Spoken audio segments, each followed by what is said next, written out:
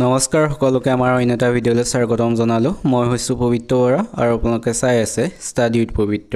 আজিৰ ভিডিঅ'টোত আমি গ্ৰেড 3 আৰু গ্ৰেড 4 বাবে কিছুমান ইম্পৰ্টেণ্ট কুৱেশ্যন লৈ আহিছোঁ, যিসমূহ আগৰ এক্সামসমূহত আহি থকা দেখা গৈছে।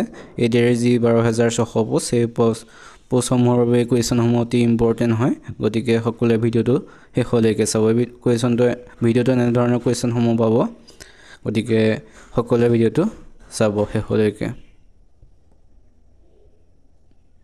আৰু যিসকলে এতিয়ালৈকে চেনেলটো ছাবস্ক্ৰাইব কৰি দিয়া নাই, সেইসকলে চেনেলটো ছাবস্ক্ৰাইব কৰি দিব আৰু বন্ধু বান্ধৱীৰ সৈতে শ্বেয়াৰ কৰি দিব।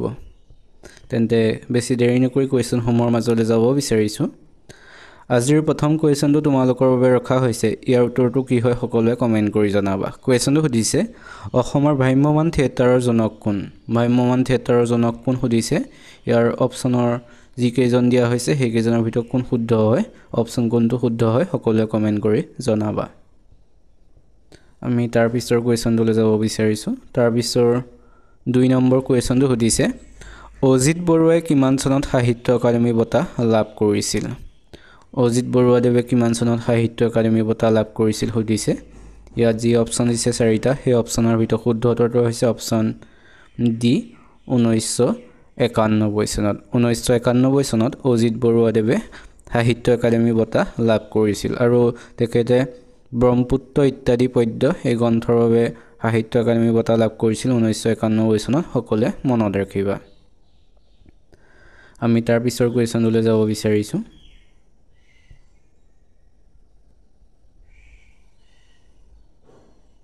তাৰ পিছৰ 3 নম্বৰ কুৱেশ্যন সুধিছে, অতুল চন্দ্ৰ হাজৰিকাদেৱে কিমান চনত পদ্মশ্ৰী সন্মান লাভ কৰিছিল?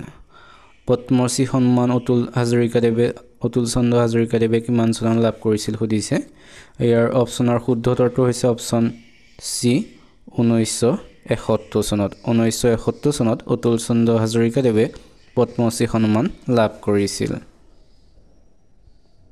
আমি এতিয়া তাৰ পিছৰ 4 নম্বৰ কুৱেশ্যনটোলৈ যাব বিচাৰিছোঁ। 4 নম্বৰ কুৱেশ্যনটো সুধিছে, কুমাৰ হৰণ কাৰ ৰচনা? কুমাৰ হৰণ কাৰ ৰচনা সুধিছে।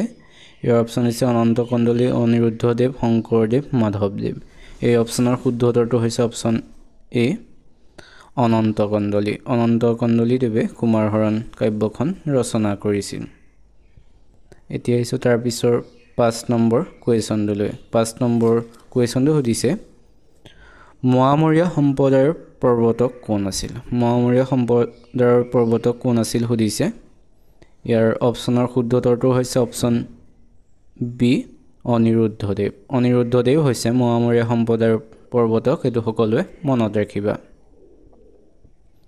আমি তাৰ পিছৰ 6 নম্বৰ কুৱেশ্যনটোলৈ যাব বিচাৰিছোঁ। 6 নম্বৰ কুৱেশ্যনটো সুধিছে, ৰাষ্ট্ৰীয় ভোটাৰ দিৱস কেতিয়া পালন কৰা হয়? ৰাষ্ট্ৰীয় ভোটাৰ দিৱস কেতিয়া পালন কৰা হয় সুধিছে। অপশ্যনৰ শুদ্ধ উত্তৰটো হৈছে অপশ্যন চি, 15 জানুৱাৰী। 15 জানুৱাৰী তাৰিখে ৰাষ্ট্ৰীয় ভোটাৰ দিৱস পালন কৰা হয়।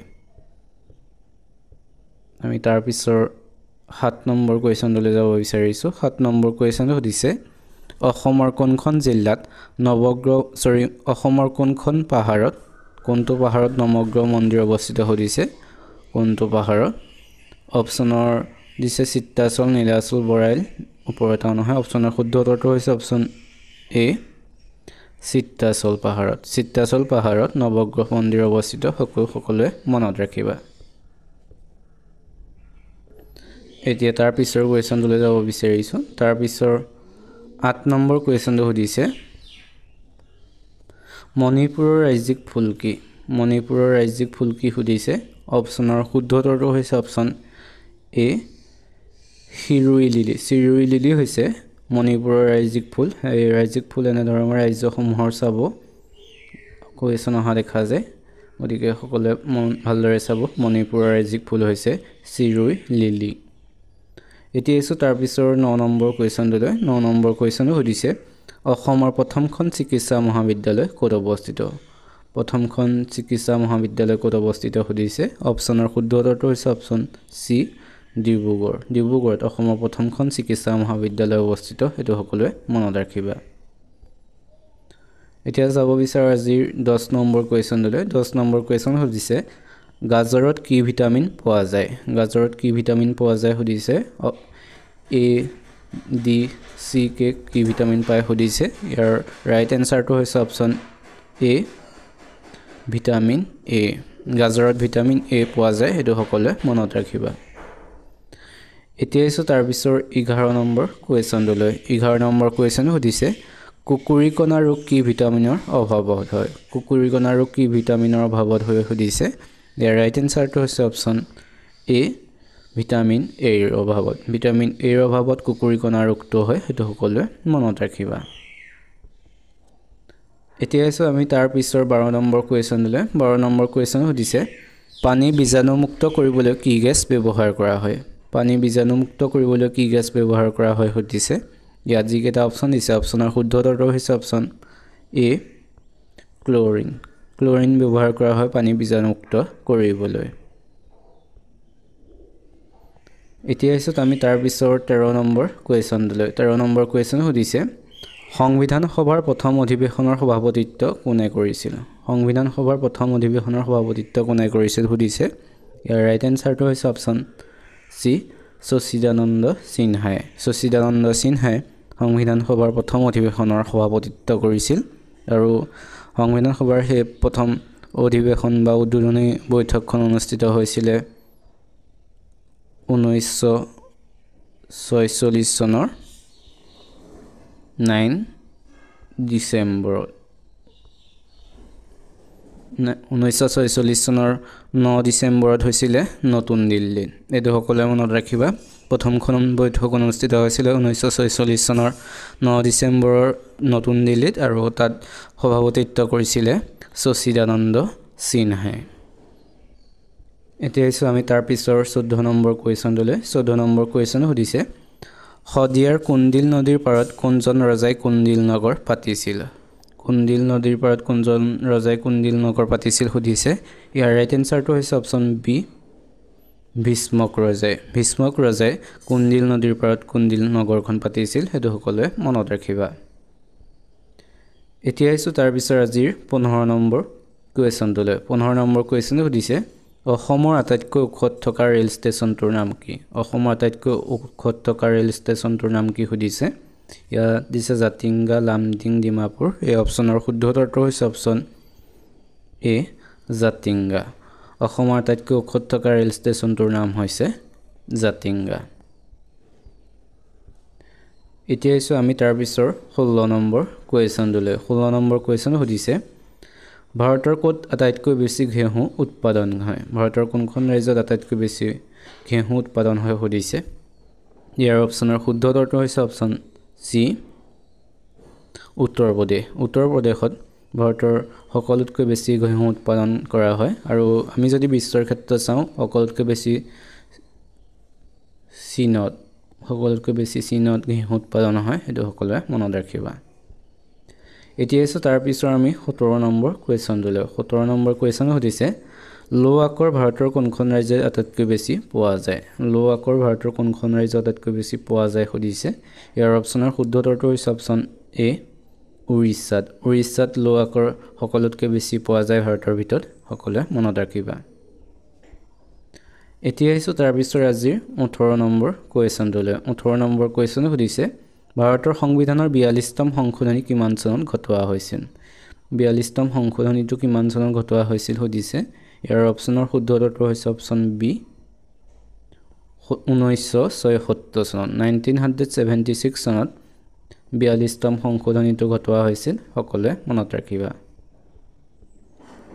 এতিয়া আছে তাৰ পিছৰ আজি 19 নম্বৰ কোৱেশ্চনলৈ 19 নম্বৰ কোৱেশ্চন সুধিছে শুক্ৰেশ্বৰ মন্দিৰ কোনজন ৰজাই নিৰ্মাণ কৰিছিল শুক্ৰেশ্বৰ মন্দিৰ কোনজন ৰজাই নিৰ্মাণ কৰিছিল সুধিছে ইয়াৰ অপচনৰ শুদ্ধ উত্তৰটো হৈছে অপচন D প্ৰমত্ত সিংহই শুক্ৰেশ্বৰ মন্দিৰ নিৰ্মাণ কৰিছিল আৰু চনটো মনত ৰাখিবা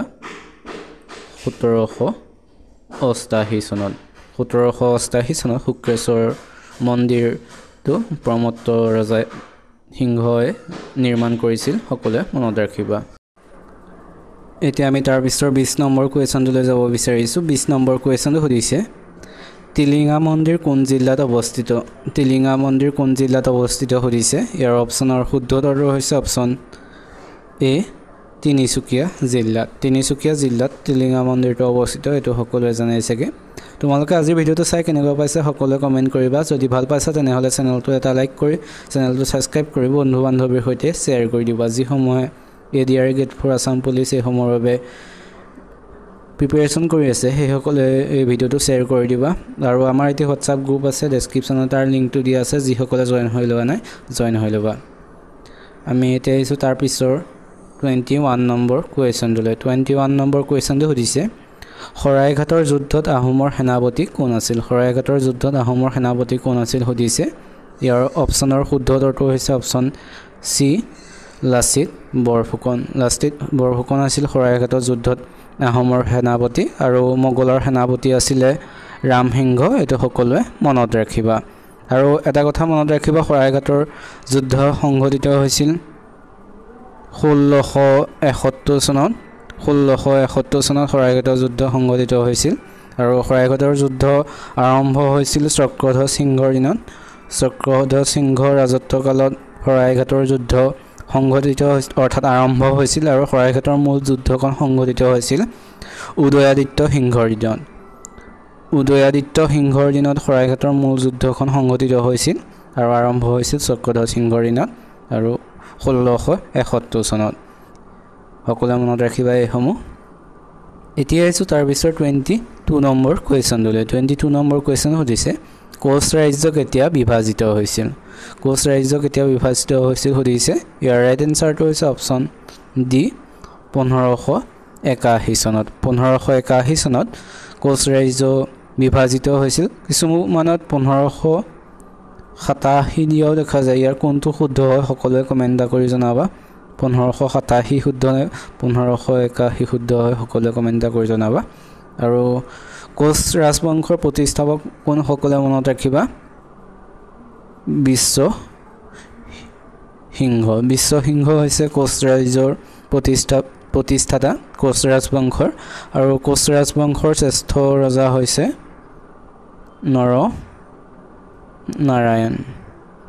নৰনাৰায়ণ হৈছে কোচ ৰাজবংশৰ শ্ৰেষ্ঠ ৰজা আৰু প্ৰতিষ্ঠাপক হৈছে বিশ্বসিংহ আৰু কোচ ৰাজ্য বিভাজিত হৈছিলে 1581 চনত এতিয়া আমি তাৰ পিছৰ 23 নম্বৰ কুৱেশ্যনটোলৈ যাব বিচাৰিছোঁ 23 নম্বৰ কুৱেশ্যনটো সুধিছে অসম সাহিত্য সভাৰ প্ৰথমগৰাকী সম্পাদক